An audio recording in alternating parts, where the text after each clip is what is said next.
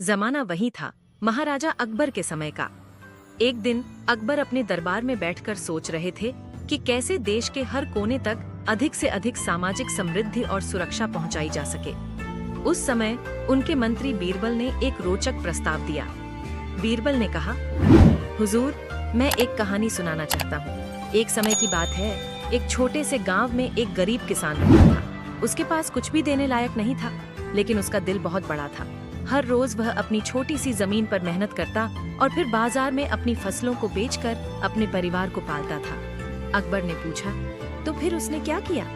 बीरबल ने कहा, एक दिन उसके गांव पर अकबर की फौजों ने हमला किया। फौजियों ने सब कुछ लूट लिया और उस किसान को भी मार दिया। मगर उसके अंतिम समय में जब वह जमीन पर लेटा था, उसने अपने बच्चों से कहा, बेटा, कभी हिम्मत मत हारिए, देश और समाज के हित के लिए हमेशा संघर्ष करते रहिए। अकबर ने गौर से सुना और पूछा, फिर क्या हुआ?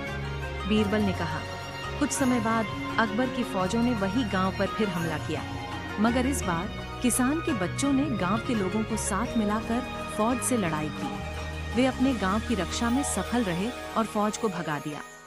अकबर ने समझ गया कि बीरबल क्या कहना चाहते हैं। उसने बीरबल को सम्मान दिया और कहा, बीरबल, तेरा प्रस्ताव बहुत ही ज्ञानवर्धक है। हमें यह कहानी याद दिलाती है कि हमें अपने देश और समाज की रक्षा में एक दूसरे का साथ देना चाहिए।